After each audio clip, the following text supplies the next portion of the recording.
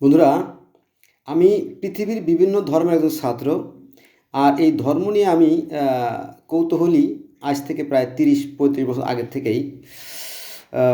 আমার একটা কাকা ছিল, ওনার নাম হচ্ছে এনায়েত হোসেন মিয়া। তো ওনার কাছে আমি একটা বাইবেল পাইছিলাম। এটা হচ্ছে আপনার 1993 সালে। তো সেই বাইবেলটা আমি পড়লাম। আর ওই বাড়িতে পৃথিবীর দামি দামি অনেক বই থাকতো। সেটা হচ্ছে আপনার যেমন ক্লিওপেট্রা, তারপরে আহ, হ্যাঁ, পৃথিবীর মহামূল্যবান, তারপরে আপনার বিষাদ সিন্ধু। তো সেই থেকে আমার মানে ধর্মের প্রতি আগ্রহ। ওই কাকা কোনো এক রমজান মাসে আমাকে বললো, বাসার, আমার নাম আবুল বাসার, আমাকে বললো যে তুমি ইসে যাও, মার্কেটে গিয়ে মানে এই ধর্মীয় রিলেটেড কয়েকটা বই কিনে নিয়ে এসো। তারপরে আমি গেলাম ফরিদপুরে। ফরিদপুরে আহ, জায়গাটার নাম মন না আর কি, ওই নিউ মার্কেটের পূর্ব পাশে, ওখানে মসজিদের আশেপাশে। তো সৃষ্টির মৌলকত্বে আল কোরআন, সৃষ্টির মৌলকত্বে আল কোরআন একটা বই পেলাম। সেখানে আপনার ব্রেনের ছবি, বিশ্ব ব্রহ্মাণ্ডের ছবি, এরকম ওই বইগুলো আমাকে খুব দৃষ্টি আকর্ষণ করে। আমার কাছে খুব কৌতূহল বোধ হয়। তারপরে থেকে আমি এই ধরনের বই কেনা শুরু করি আর কি। এখন আমার কাছে মানে শত শত বই আছে আর কি। তো সেটা কথা না। তো আজকে আমি একটা গান গাইব। গানে গানে ধর্ম। চলো শুরু করি। কেউ বলে হিন্দু, কেউ বলে মুসলমান, কেউ বলে বৌদ্ধ, কেউ বলে খ্রিস্টান। কেউ বলে হিন্দু, কেউ বলে মুসলমান, কেউ বলে বৌদ্ধ, কেউ বলে খ্রিস্টান। আমি বলি সবাই মানুষ একই সমান, একই ঘরে জন্ম মোদের এক মায়ের সন্তান। আমি বলি সবাই মানুষ একই সমান, একই গর্ভে জন্ম মোদের এক মায়ের সন্তান। ভেদাভেদ বাইবেল কুরআন একই বিধাতার দান। ভেদাভেদ বাইবেল কুরআন একই বিধাতার দান। এক এক নিয়মে করি জীবন বিধান। ভেদাভেদ বাইবেল কুরআন একই বিধাতার দান। একই নিয়মে করি জীবন বিধান। কেউ বলে আল্লাহ, কেউ বলে হরি, কেউ বলে আল্লাহ, কেউ বলে হরি, কেউ আবার গড বলে সম্বোধন করি। বন্ধুরা, এই হরি শব্দের অর্থ নিরাকার আল্লাহ বা অদৃশ্য আল্লাহ। এই হরি, হরি বলতো কে জানেন? এই হরি বলতো প্রহ্লাদ মহাজনের যে পুত্র ছিল, সরি, হিরণ্যকশিপুর পুত্র প্রহ্লাদ মহাজন, তিনি বলতো। আচ্ছা, আমি করি এই গানটা শেষ করে তারপরে আমি এই হরি সম্পর্কে বলি, তাই না? চলেন। কেউ বলে আল্লাহ, কেউ বলে হরি, কেউ আবার গড বলে আহ্বান করি। একই ঘরে জন্ম মোদের এক মায়ের সন্তান। কালা ধলা কৃষ্ণ বরণ, বাহিরের আবরণ, ভিতরে সবারই তো সমানই বরণ। কালা ধলা কৃষ্ণ বরণ, বাহিরের আবরণ, ভিতরে সবারই তো সমানই বরণ। কেউ বলে রহমান, কেউ বলে ভগবান। রহমান মানে দয়াল, তোর ভগবান মানে দয়াল, একই কথা আর কি। কেউ বলে রহমান, কেউ বলে ভগবান, গণেশ্বর কৃষ্ণ করিম কালা ঘন শ্যাম। একই গর্ভে জন্ম মোদের এক মায়ের সন্তান। একই ঘরে জন্ম মোদের এক মায়ের সন্তান। ছেড়ে গেলে প্রাণ পাখি শ্মশান কিংবা গোরস্থান। ছেড়ে গেলে প্রাণ পাখি শ্মশান কিংবা গোরস্থান। সেখানে থাকবে না তোর জাতির এই বিধান। অল আর ইকুয়াল, সবাই কি মানুষ, তাই না? এটা আর কি। ছেড়ে গেলে প্রাণ পাখি শ্মশান কি গোরস্থান। সেখানে থাকবে না তোর জাতির এই বিধান। কোনজন চেয়ারম্যান আর কোনজন মেম্বার, তাই না? এরকম আর কি। স্বর্গ কি নরক, জান্নাত কি জাহান্নাম, কর্মগুণেই হবে বাদশা তোর স্থান। একই গর্ভে জন্ম মোদের, একই গর্ভে জন্ম মোদের, এক মায়ের সন্তান। স্বর্গ কি নরক, জান্নাত কি জাহান্নাম, কর্মগুণেই হবে বাদশা তোর স্থান। ধর্মের দোহাই দিয়ে জান্নাত পাওয়া যাবে না, কর্মগুণেই জান্নাত পাওয়া যাবে। এটা হচ্ছে আমাদের ইসলাম ধর্মের কথা, গোটা পৃথিবীর শত শত হাজার হাজার ধর্মের কথা। সনাতন ধর্মে আছে যে সত্য কর্ম যারা করবে তারা তবে ঊর্ধ্বলোকে, স্বর্গলোকে বা চিন্ময় জগতে বা সেই হ্যাঁ। আর যারা মানে অধপদে গেছে, যারা খারাপ মানুষ, মন্দ মানুষ, তারা যাবে কি নরকে। আর নরকটা অধোদেশে, অর্থাৎ পৃথিবীর গভীরে অবস্থিত। আধুনিককালে আমাদের যারা এই তো 2 দিন আগে দেখলাম যে মাওলানা ওর নাম কি যাক, এই কারি ইব্রাহিম সাহেব, তারপরে প্রফেসর লুৎফর রহমান সাহেব, অবশ্য মারা গেছে। খুব ফর্সা লোক, সদা দাড়ি ছিল প্রফেসর লুৎফর রহমান সাহেব, তারপরে কারি ইব্রাহিম সাহেব সহ আহমদুল্লাহ নামটা মনে পড়ছে। মানে অনেক কথা বলি তো আসলে, আরও সবসময় একটু টেনশনে থাকি, পড়াপড়ি ভুলে যাই। তো আহমদুল্লাহ সাহেব বলতেছিল যে নরকটা আসলে পৃথিবীর অভ্যন্তরে গভীরে। এটা সায়েন্টিফিক প্রচলিত। কারণ কেউ বলতেছি যে আপনার সেই আটলান্টিক মহাসাগরের গভীরেও সেই আগুনের যে গোল্লা পাওয়া গেছে। রাশিয়ার একদল বিজ্ঞানী মাটি খুঁড়তে যাওয়া সেই আগুনের সেই পাইছেন, আর আমরা তো জানি, তাই না? এইটা বিশ্বাস করতেছে যে স্বর্গ উধদেশে আর নরক অধদেশে। তো এই কথা বেদে কিন্তু আছে, কিন্তু মুসলমানরা জানে না। কেন জানেন? ওই যে ধার্মিকতার অহংকারে তারা এতই গম্ভীর যে তারা অন্য ধর্ম পড়তে চায় না। এটা ঠিক না। পবিত্র কোরআন শরীফে কিন্তু বলা আছে, আসো সেই কথায় যা তোমাদের মধ্যে বা আমাদের মধ্যে এক। এবং নবী মোহাম্মদ সাল্লাল্লাহু আলাইহি ওয়াসাল্লাম বলছেন যে তোমরা কোনো কথা শোনো, নবী মোহাম্মদ সাল্লাল্লাহু আলাইহি ওয়াসাল্লাম বলছেন যে তোমরা কোনো কথা শোনো, তবে সেই কথাটাকে যদি তোমরা যাচাই বাছাই না করে যদি বিশেষ করে ফেলো, সেটা মিথ্যের নামান্তর। তোমরা যাচাই করবো, বাছাই করবা, কিন্তু আমরা আসলে সেটা করি না। আমরা আমাদের বিবেককে কাজে লাগাই না, ফলে আমরা পিছিয়ে পড়ে আসি, বুঝছেন?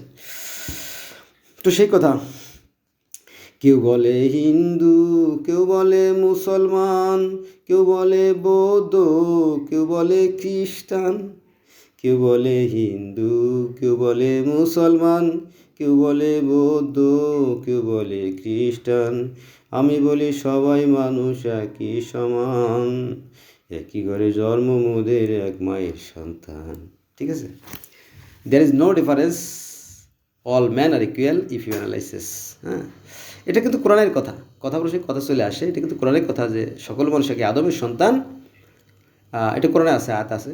পরে তারা মতভেদ সৃষ্টি করে বিভিন্ন দলে, বিভিন্ন ধর্মে বিভক্ত হয়ে গেছে। আমি আল্লাহ, আমার যদি পূর্ব ঘোষণা না থাকতো তাহলে এটা হতো না। সবই তারা ইচ্ছা। হ্যাঁ, এটা এখন এই ভালো মন্দের খেলায় আপনি কোন অবস্থানে থাকবেন, আপনার ভূমিকা কী হবে, এটা আপনার একান্ত ব্যক্তিগত ব্যাপার। চেষ্টা দ্বারা মানুষের ভাগ্য পরিবর্তন করা যায়, এটাও কোরআনের কথা।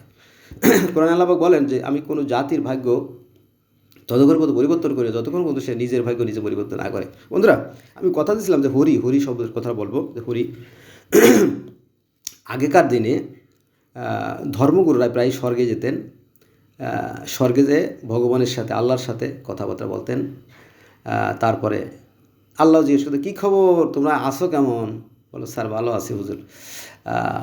পৃথিবী ভালো চলতেছে? বলো, না ভালো চলতেছে না। কেন? ডায়রিয়া, কলেরা, গুটি, বসন্তে ভরে গেছে। তাই? আচ্ছা ঠিক আছে, তোমরা ভালো পানি পান করো, হ্যাঁ, নোংরা পানিতে ডুব দিও না, হ্যাঁ, নোংরা পানি খেও না, এরকম পরামর্শ দিত আর কি। তো পুরোহিতরা আবার সেটা নিয়ে পৃথিবীতে ফিরে আসতো। তো একবার হয়েছে কি, পুরোহিতরা যখন ঈশ্বরের সাথে দেখা করতে গেছে, তখন ওই যে দারোয়ান ছিল 2 জন বেয়াদব, বোঝেন না, স্বর্গের দারোয়ান বলে কথা। আর কোথায় পচা কাদা আর মাটির মানুষ, এদেরকে তো তারা তুচ্ছ মনে করবেই। তো সেই স্বর্গে 2 দারোয়ান জয় বিজয় তারা একটু বেয়াদবি করে ফেললো, এই রাখেন, পরে যান, ঈশ্বর ব্যস্ত আছে। তো ওরা যেহেতু পৃথিবী থেকে অনেক কষ্ট করে গেছে, অনেকক্ষণ অপেক্ষা করার পরে তারপরে বলো এবার যান। পরে যখন ভগবানের সাথে দেখা করতে গেল, তখন বললো, কী খবর, তোমরা কেমন আছো? ভালো আছি, তবে মনে একটু কষ্ট। কী কষ্ট? বলো যে আপনার যে দারোয়ান, আপনার স্বর্গর যে দারোয়ান 2 জন জয় বিজয়, তারা আমাদের সাথে বেয়াদবি করছে। তাই নাকি? এই ডাকো ওদের। বলো, না তেমন বড় কোনো দোষ না। বললো না না না, আমার কাছে কোনো ক্ষমা নেই, বিন্দু পরিমাণ। যারা পরিমাণ ভালো কাজ করে তার প্রতিদিন তাকে দেওয়া হবে, যারা পরিমাণ মন্দ কাজ করে তার প্রতিদিন। আমি একজন ন্যায় বিচারক, আমি একজন রহমান, আমি একজন রহিম, মানে ভগবান বলতেছে। তখন ডাক দিছে, এই জয় বিজয় আসো। পরে গেছে, জি হুজুর ডাকছেন? বলে হ্যাঁ ডাকছি। তোমরা কি এদের সাথে বেয়াদবি করছো? বলো জি হুজুর, একটু বেয়াদবি হয়ে গেছে, আসলে ওনাকে দাঁড়া করে রাখলাম অনেক সময়। বলে না না না, এটা অন্যায়। ওরা সেই মর্ত থেকে, অর্থাৎ পৃথিবী থেকে আসছে, বহু কষ্ট করে আসছে। পৃথিবীটা কত বিপদ সংকুল জায়গা জানো, কত বন্ধুর জায়গা জানো, অনেক কঠিন জায়গা সেখানে। হ্যাঁ, জীবনযাপন আমি তো জানি, যেখানে যেমন কঠিন জায়গা সেখানে সুখও আছে, সেখানে দুঃখও আছে যদিও। কিন্তু তোমরা তো তার সাথে বেয়াদবি করতে পারো না। আমি তোমাদেরকে শিক্ষাস্বরূপ মনে আছে হয়তো মুসা আলাহিসাল্লামকে তার কিছু সাহাবেরা জিজ্ঞেস করছিল যে হ্যাঁ এ মুসা, পৃথিবীর সবচেয়ে জ্ঞানী ব্যক্তিকে? মুসা বলছিল আমি সবচেয়ে জ্ঞানী। তো যেহেতু আল্লাহর কথা বলে নাই, এজন্য আল্লাহ মাইন্ড করার পরে তাকে সেই নবী খাজা খিজির তার কাছে শিক্ষার জন্য পাঠায়। অনেকটা এরকম দিয়ে ঘটনা। তখন বলো তোমাদেরকে আমি পৃথিবীতে পাঠাবো, অর্থাৎ ভগবান বলল যে জয় বিজয়কে আমি পৃথিবীতে পাঠাবো, মনুষ্যকুলে পাঠাবো, মনুষ্যকুলে যথা আজ্ঞা যা মনে করেন। তখন এই জয় বিজয়কে পৃথিবীতে মনুষ্যকুলে পাঠানো হয়। মনুষ্যকুলে পাঠানো হইলে তখন তারা তো জানতো, এই জয় বিজয় জানতো যে ব্রহ্মার কাছে কী বর আছে, বিষ্ণুর কাছে বীর আছে, শিবের কাছে কী বর আছে, সব জানতো। তখন তারা বিষ্ণুর কাছ থেকে বর নিয়ে এসে, হে বিষ্ণু তুমি আমাকে একটু সাহায্য করো। কী সাহায্য? বলে যে আমরা তো পৃথিবীতে চলে যাচ্ছি, মনুষ্যকুলে আমাদের জন্ম হচ্ছে। কিন্তু তারা যে অপরাধ করে সেটা স্বীকার করে না। কেউ পৃথিবীর কেউ কিন্তু তার নিজের অপরাধ স্বীকার করে না, জানেন তো। তো ভালো কথা, সেখানেও স্বীকার করে না। বলো ঠিক আছে, বলে কী বর দেবো? বলো যে আমার শরীরে জানি কেউ অস্ত্র ভেদ করতে পারে না, এটা তো সম্ভব না, মানুষকে মরতে হবেই, মৃত্যু তার আসবেই। বলো যে হ্যাঁ মৃত্যু আসুক, কিন্তু দিনে বা রাতে, সকাল মানে শূন্যে বা ভূতলে, এইভাবে যেন মৃত্যু না হয়। হ্যাঁ, ঠিক সকাল, সন্ধ্যা এবং রাতের মাঝামাঝি সময় এরকম একটা জায়গা নির্ধারণ করে দেন যাতে মানুষ খুঁজে না পায়। আচ্ছা ঠিক আছে, দিলাম। এইভাবে তিনি বর নিয়ে এসে পরে তারা পৃথিবীতে আসার পরে গোটা পৃথিবীর মধ্যে একজন বিরাট, যেমন আলেকজান্ডার গ্রেটের মতো সারা বিশ্বের এক বীর হয়ে যায় ওরা দুই ভাই। অত্যাচারের সীমা যখন ছাড়াই যায়, ওরা তো বুঝতে পারে নাই অত্যাচারটা কিন্তু নির্বোধ। যারা অত্যাচারী জালেম তারা কিন্তু নির্বোধ থাকে, অজ্ঞানী থাকে। হ্যাঁ, ক্ষমতার মোহে তারা নেশাগ্রস্ত থাকে। ভালো মন্দের বিবেচের বন্ধুত্ব, মানে ভালো এবং মন্দের যে বিবেচনা শক্তি বোধ, সেটা তাদের লোপ পায়, থাকে না। তো জয় বিজয় পৃথিবীতে হিরণ্যক্ষ আর হিরণ্যকশিপু দুই ভাই হিসেবে আসে এবং তারা রাজা, পৃথিবীর বিশাল রাজা। তাদের অত্যাচারের মাত্রা যখন শেষ, যখন মানুষ অতিষ্ঠ, তখন বিরক্ত হয়ে গেছে, হে ভগবান তুমি একটা কিছু করো, এদের অত্যাচারে আমরা তো আর সহ্য করতে পারতেছি না। তখন ভগবান এই হিরণ্যকশিপুর স্ত্রী কয়াদুর গর্ভে এক সন্তান দেন, তার নাম আছে প্রহ্লাদ মহাজন। এই প্রহ্লাদ পরে অনেক লম্বা কাহিনী, অন্তত 50-100টা ভিডিও হবে, কিন্তু এভাবে তো 2 মিনিটে বলা সম্ভব না। তারপর আর কি, পরে সে দিবারাতে শুধু হরি হরি বলতো, হরি হরি হরি হরি হরি হরি। কি আমি অসুরের পূজা করি, পিশাচের পূজা করি, শয়তানের পূজা করি, আর আমার ছেলে হয়ে তুই হরি হরি করিস, রাগ তোর হরি ছুটাচ্ছি। এরপরে সেই প্রহ্লাদকে মারার জন্য পাহাড়ে নিয়ে ধাক্কা দিয়ে ফেলা হয়, কিন্তু সে মরে না। পানিতে মারার জন্য তার বুকে পাথর বেঁধে পানিতে ফেলে দেওয়া হয়, কিন্তু সে শোলার মতো ভেসে থাকে, মরে না। তারপরে সাপ দিয়ে তাকে দংশন করা হয়, কিন্তু সাপের বিষে তার কোনো কাজ করে না। তলোয়ার দিয়ে কুপাইলে সে কাটে না, হাতি দিয়ে পাড়াইলে সে চ্যাপ্টা হয় না বা মরে না, গলে না। এই কি জ্বালা, কি বিপদ! তখন সবাই সংসদ বসে গেল, আমাদের বাংলাদেশের পার্লামেন্টের মতোই ধরেন, অথবা জাতিসংঘের মতোই, যে একে কী করা যায়, কীভাবে হত্যা করা যায়। তো অনেক বুদ্ধিমান আছে না, গোপাল ভাঁড়ের মতো, ওর মধ্যে থেকে অনেকেই বলো যে স্যার হুজুর, পথ একটা আছে। কী পথ? আগুনের কাছে কোনো ফাজলেম, আগুনের মধ্যে আমরা ফেলে দেবো। পরে আগুনের কুণ্ডলী তৈরি করা হয়, পরে আগুনের কুণ্ডলিতে আগুন জ্বালাই দেয়, মাঝখানে একটা গেট রাখে, যে গেট দিয়ে তাকে ভিতরে আমরা ফেলে দেবো আর কি, পুড়ে যাবে। কিন্তু আগুনের লেলিহাম শিখা প্রখরতা প্রচণ্ডতা এতই বেশি ছিল যে সেটা দুর্ভেদ্য। কি মুশকিল! তখন যে চড়ক পূজা শুরু হয়, চড়ক পূজা দেখবেন যে হিন্দুরা চড়ক পূজা করে। ওরা এগুলো জানে না, হিন্দুরা বেশিরভাগই ধর্ম বিষয়ে কম জানে আর কি। যাক, এটা আমরাও অনেকে কম জানি, এটা বলে লাভ নেই। তারপরে সেই গাছ একটা গেড়ে এভাবে, তার উপর আরেকটা আড়াআড়িভাবে একটা গাছ দিয়ে, যে ক্রেনের মতো করে তার মধ্যে আগুনের মধ্যে ফেলে দেওয়া হয়। কাকে জানি? এই প্রহ্লাদ মহাজনকে। সেখানেও সে পড়ে না। কী অবাক কাণ্ড! তখন বলে, এই কিরে, তুই যে দিবারাত্রি হরি হরি করিস, তোর হরি কোথায় থাকে? বলো, পিতাজি, হরি তো সর্বোচ্চ বিরাজমান। বলো, আমার এই যে স্ফটিক, আমার যে সিংহাসন, এখানেও কি আছে? হ্যাঁ, তিনি সর্বত্র বিরাজমান। তখনও কিন্তু ওনার রাগ কমে নাই। তখন দে লাথি সিংহাসনে। তখন আর সেই বিষ্ণু বলে, তারা বিষ্ণু বলে, হিন্দুরা বিষ্ণু বলে, সৃষ্টিকর্তার রূপ, মানে ফেরেশতা আর কি। তো সেখান থেকে নরসিংহ, তার মানে শরীরের একটা অংশ হচ্ছে নর, অর্থাৎ নিচের অংশ হচ্ছে নর, আর উপরের অংশ হচ্ছে সিংহ, নরসিংহ বলে আর কি। নরসিংহ দেবতা বা বিষ্ণু দেবতা উনি বের হয়ে আসেন। বের হয়ে এসে পরে এই হিরণ্যকশিপুকে পায়ের যে রানের উপরে রেখে তার কলিজা, এই যে আমার এইভাবে, হ্যাঁ, কলিজাটা টান দিয়ে ছিঁড়ে ফেলে। পরে তার যে হৃৎপিণ্ডটা সেটা ছিঁড়ে ফেলে আর কি। এটা না ছিল সন্ধ্যা, না ছিল রাত, ঠিক মধ্যখানে, না ছিল ভূতল, না ছিল শূন্য, ঠিক মাঝখানে, অর্থাৎ রানের উপর একদম কাছাকাছি। মানে ওই যে সে তো জানতো, তাই না? এজন্য যত বড় বীর হোক না কেন, থাকা যাবে না পৃথিবীতে। এ কথা তো কোরআনে আছে, জানেন তো, তাই না? যে আল্লাহ পাক পবিত্র কোরআনে বলতেছে, কত জনপদ আমি ধ্বংস করে দিয়েছি। তারা ছিল অনেক উচ্চবিত্ত, অনেক বৈভব, অনেক সুউচ্চ প্রাসাদে তারা অবস্থান করত, তাদের মন মগজ গাম্ভীর্য ছিল ভিন্ন রকমের, কিন্তু সব আমি ধুলায় মিশিয়ে দিছি।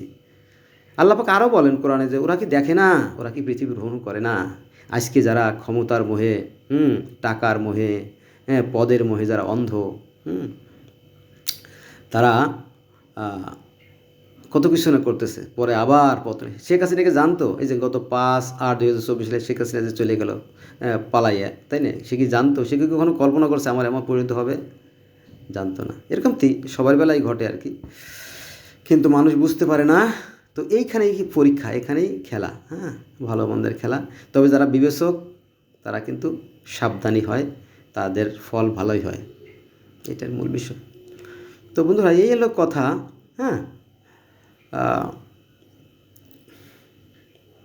এই বেদ, বাইবেল, কোরআন, ত্রিপিটক, জেন্দাবেস্তা, আবেস্তা, গ্রন্থ সাহেব, এগুলো মানুষের বিভেদ সৃষ্টি করে রাখে। কিন্তু আসলে বিভেদ সৃষ্টি করে রাখলেও তেমন একটা ক্ষতি নাই। পৃথিবীর প্রত্যেকটা ধর্ম কিন্তু সত্য আর সুন্দর আর ন্যায়ের কথা বলে, এটা আর কি। তো সেই হিসেবে কিন্তু আমরা সবচেয়ে বড় সমস্যা সৃষ্টি করি সেখানে, যখন আমরা মুখোশ পরি একরকমের আর ভিতরে থাকে আর এক রূপ। সেটা মূলত মুনাফেক। আর মুনাফেকের অবস্থান কি? জাহান্নামের সর্বনিকৃষ্ট। আমরা যেমন, আমি মুসলমানের সন্তান, আমরা মুসলমান হইলে কি হবে বলেন? আমাদের প্রত্যেকটা সরকারি প্রতিষ্ঠানে, যেটা আমি বারবার বলি, বিরক্ত হবেন না, যে পিয়ন, ঝাড়ুদার, সুইপার, ক্লিনার, কেয়ারটেকার, মালি, সেখানেও কিন্তু 5 লাখ 10 লাখ টাকা ঘুষ না দিলে চাকরি হয় না। তারা কি করে? চুরি করে, ডাকাতি করে। কী লাভ? যে ধর্ম তো কোনো কাজে আসতেছে না, তাই না? ওই টুপি মাথায় দিয়ে তো কোনো লাভ নাই। আপনার চরিত্র পাল্টাতে হবে, তাই না? তো আমরা যেটা পড়ছি সেটা হচ্ছে যে, character is the crown and glory of human life. একজন মানুষের শিক্ষা থাকতে পারে, একজন মানুষের অর্থ থাকতে পারে, একজন মানুষের বংশমত থাকতে পারে, কিন্তু যদি তার চরিত্র না থাকে তার কিছু নাই। ওই একই কথা আরেকজন বিজ্ঞ ব্যক্তি বলছেন যে, when money is lost nothing is lost. যখন টাকা হারায় তখন কিছুই হারায় না। When health is lost something is lost. যখন স্বাস্থ্য হারায় কিছু হারাইতে হয়, কিন্তু হোয়েন ক্যারেক্টার ইজ লস্ট, যখন চরিত্র হারায় এভরিথিং ইজ লস্ট। এই একই কথা আবার নবী মুহাম্মদ সাল্লাল্লাহু আলাইহি ওয়াসাল্লাম বলছেন যে, মানুষের মধ্যে ওই ব্যক্তি উত্তম যার আখলাক চরিত্র ভালো। নবী মুহাম্মদ সাল্লাল্লাহু আলাইহি ওয়াসাল্লাম বলছেন যে ব্যক্তির দ্বারা তার প্রতিবেশী নিরাপদ না, সে আমার উম্মত না। আল্লাহ তাই বলেন যে, যদি কোনো ব্যক্তি বলে যে ওই ব্যক্তি ভালো, আমি আল্লাহ বলি ভালো। আল্লাহ বলছে যে, মানুষের মনে কালি দিও না, মানুষের মনে ব্যথা দিও না, এ ব্যথা লাগে গিয়ে কাবার গায়ে বা আরশের গায়ে বা সৃষ্টিকর্তার অন্তরে। এরকম আর কি বিষয়টা আর কি। তো সৃষ্টিকর্তা অনেক সুন্দর করে এই পৃথিবী সৃষ্টি করছে, অনেক সুন্দর করে সাজিয়েছে, এবং এখানে মানুষ সৃষ্টি করছে। আল্লাহ পাক পবিত্র কোরআনে বলেন যে, আমি একটা বান্দার সমস্ত পাপ রাশি ক্ষমা করে দিতে পারবো, কিন্তু অন্যের হক যদি কেউ নষ্ট করে সেটা আমি ক্ষমা করবো না। এটা কার কথা? স্বয়ং সৃষ্টিকর্তা আল্লাহর কথা, কোরআনের কথা। কিন্তু আমাদের অধিকাংশ ধোঁকাবাজ, এরা ধর্মের পোশাক পরে ধোঁকা দেয়। ইন্টারভিউ আপনারা জানেন, আমিও জানি এগুলো বিষয়। এখন আপনি যদি কোনো বিষয় জানতে চান তাহলে আপনার কাছেই প্রশ্ন করুন। আপনি আপনার কাছে প্রশ্ন করুন, আপনি আপনার বিবেকের কাছে প্রশ্ন করুন। আমার মনে হয় সেই বিবেকই আপনাকে 100% সঠিক উত্তর দ্বারা সক্ষম। বাই বাই, আজকে আর নয়।